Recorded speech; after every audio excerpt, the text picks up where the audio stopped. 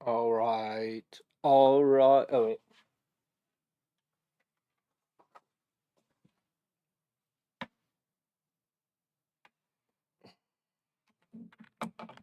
Okay.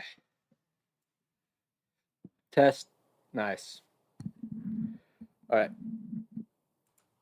So we're talking about the SIR model of an epidemic.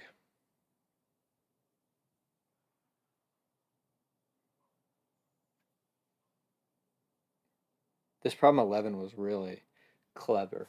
All right. H1N1 flu, often called swine flu, caused a worldwide pandemic in 2009. The outbreak began in Mexico earlier in the year, and eventually the Mexican government closed many public and private facilities in Mexico City in an attempt to restrict and spread the virus spreadable. Against the advice of the public health officials, some summer camps in the U.S. went so far as to use. What does this actually mean? We are encouraged to wash our hands frequently, coughing. It's so funny that they haven't updated this section.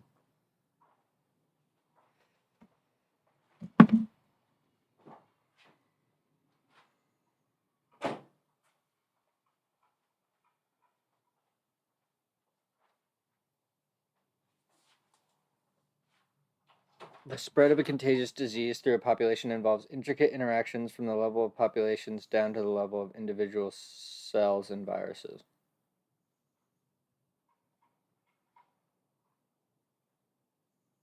However, it is still possible to learn interesting and useful information from relatively simple models. A classic model made in 1927. Wow.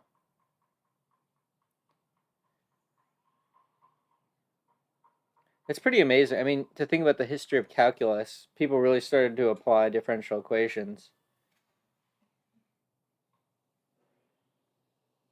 Called the SIR model. In this model, a population is divided into three groups: susceptible, infected, and recovered. S of t denotes the fraction of the population that can catch the disease at time t.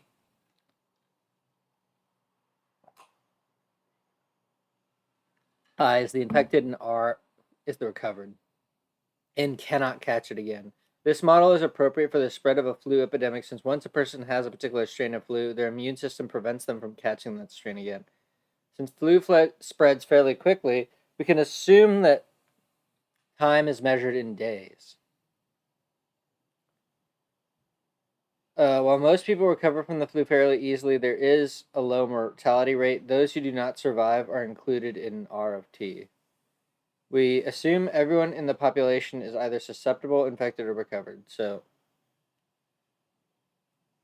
the states sum to 1.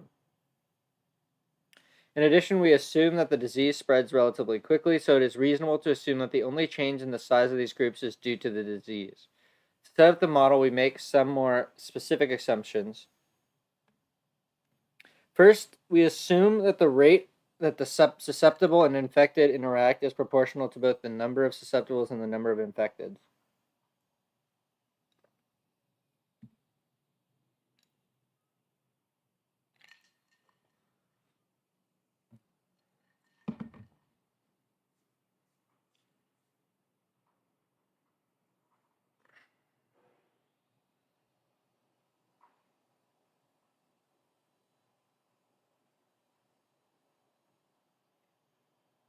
Alpha is the contagion rate. B is the recovery parameter. If we know S and I, then we know R is equal to 1 minus S plus I.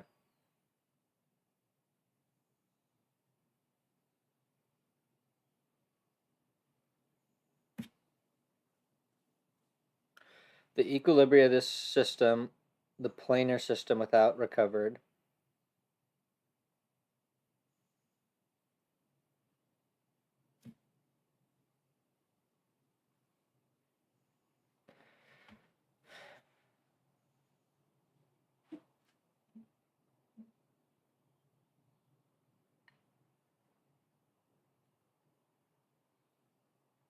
if there are no infecteds, then no one can catch the disease. The next step is to sketch the direction field. To do so, we must choose values for the parameters. The recovery parameter gives the rate at which infecteds recover. If we assume that an infected person is contagious for an average of 10 days, then roughly 10% of the infecteds recover each day. Choosing alpha is more difficult since it contains the proportionality constant that measures the likelihood of interaction within the population as well as the likelihood of the disease spreading during an interaction. We test several different values of alpha, starting with 0.2. We focus on an initial condition, 1, 0.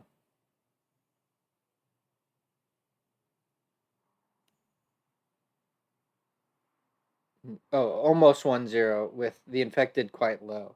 It corresponds to a few infected existing in a population that is otherwise. All right, so yeah, 0.99. It's a 99% and 1%. That is 1% in 100 is infected.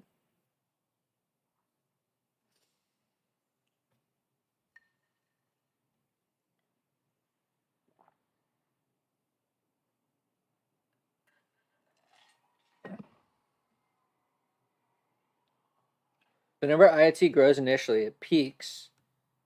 Finally, I goes to 0. The number of S of susceptibles initially decreases and almost levels off.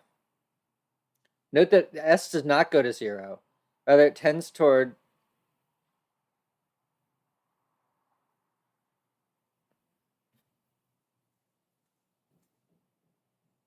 That's kind of interesting because I kind of would have expected.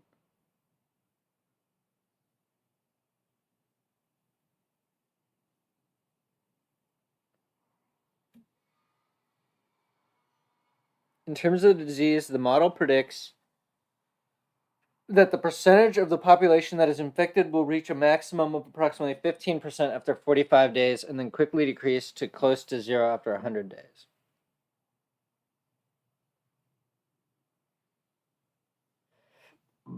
The fraction of the population that contracts the disease is approximately 80%. If we try different values of the parameter alpha, we see that the predictions made by the model vary quantitatively.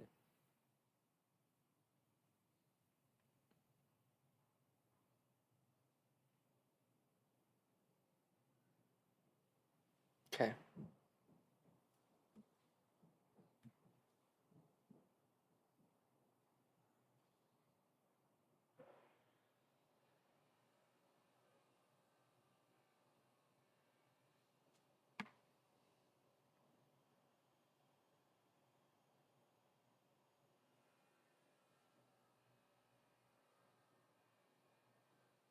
Okay, so if you change alpha, the amount of susceptible gets closer to 0 as t goes to infinity.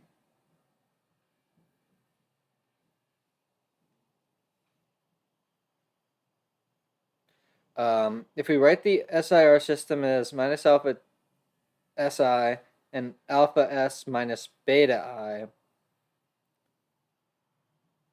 we see that di dt is equal to 0 if AS minus B is 0. In other words, if S is equal to beta over alpha, the vectors in the vector field are horizontal.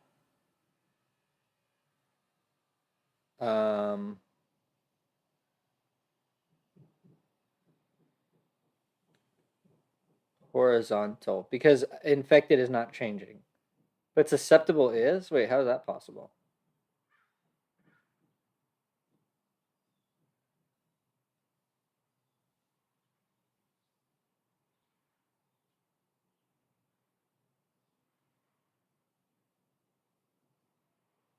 Hence, the value S equal to beta over alpha plays an important role in the evolution of the disease. It's called the threshold value in the model. Given values of alpha and beta, if S of 0 is greater than beta over alpha, then the epidemic occurs. If S of 0 is less than it, then there's no epidemic.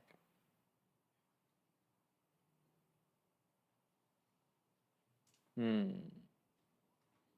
line S equal to beta over alpha along which the vector field is horizontal is one example of what is called the null cline.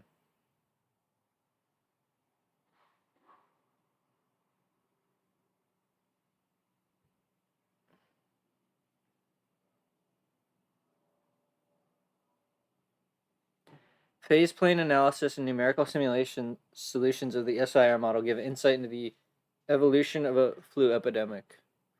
Because the equations in this system are relatively simple from an algebraic point of view, we can go one step further in describing the solution curves precisely. The technique we use in one of these is good to remember. When it works, it gives a great deal of insight into the behavior of solutions. Both S of t and I of t are non-negative. We see that ds dt is less than 0 and S of t decreases monotonically. As a result, we can view the solution curves as graphs of the functions of the variable s.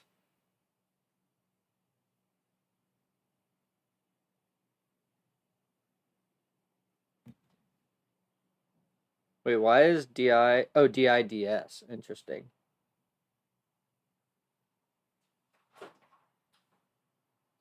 Hola, ¿cómo está usted?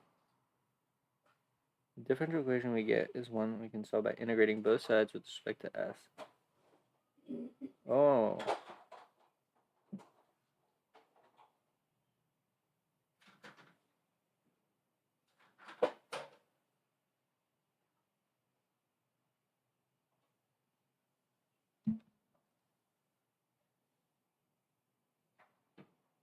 If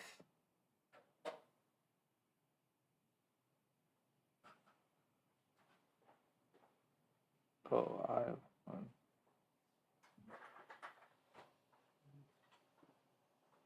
minus 1 plus beta over alpha ln of 1 plus c.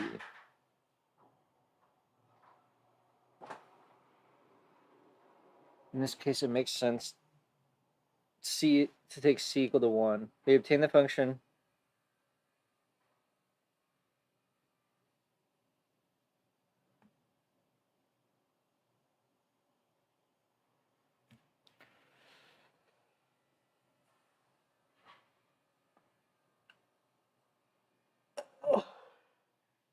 the maximum fraction of the population that is ill during the epidemic by doing maximization problem. We can also compute the fraction of the population that completely avoids getting the disease by computing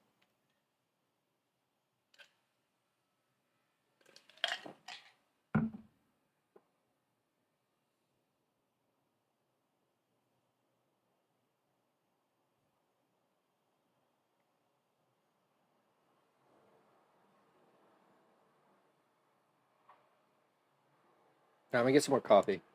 I'll wake up. Wake up! It's the first of the month.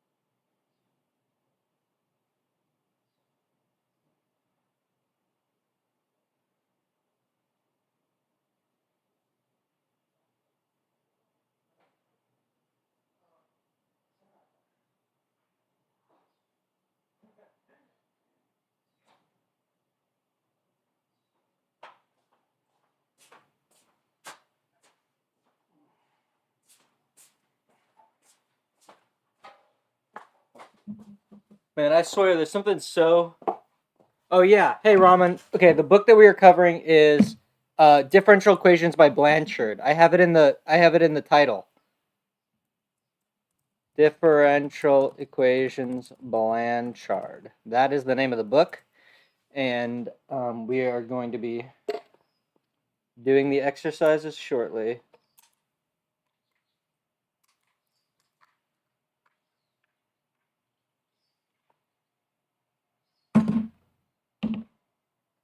But first we gotta get geeked. Am I right? Okay. You know what? It's so sad that I brought this whiteboard inside. I got a new whiteboard though, so soon we're gonna be back outside doing math outside. Because there's nothing like summertime math in the heat outside. There's nothing like it. All right. So honestly, what did I really get from this section? Let's see. Concluding remarks. A dose of reality is in order. We made a number of simplifying assumptions while setting up the SIR model. The situations where the model gives precise quantitative predictions are limited to closed environments with simple social dynamics and limited geographical separation. For an epidemic spreading around the world, we must include geographical effects as well as the differences in rates of contact with and within, or among and within different groups of people. In these cases, the SIR model is the starting point for more involved models. Okay, yeah. So what did I even get from this section? I have to do a problem to understand this threshold value thing. Because, so let's look at this.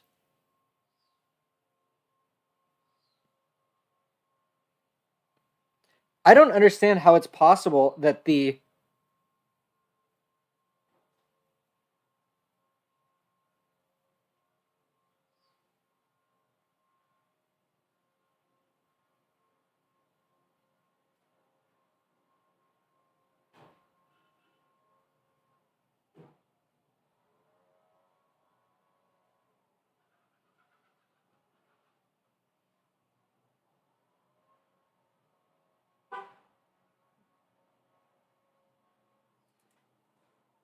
but it's only for that exact short amount of time that this is just its maximum effectively.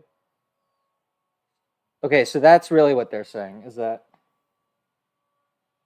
but it is kind of weird because it's not like it doesn't stay on there. It doesn't stay horizontal. It's just literally for that one point that it's horizontal.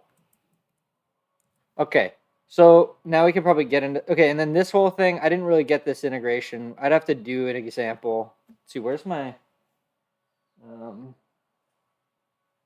I lost my whiteboard marker. Okay. So they just do this integration. Let's see.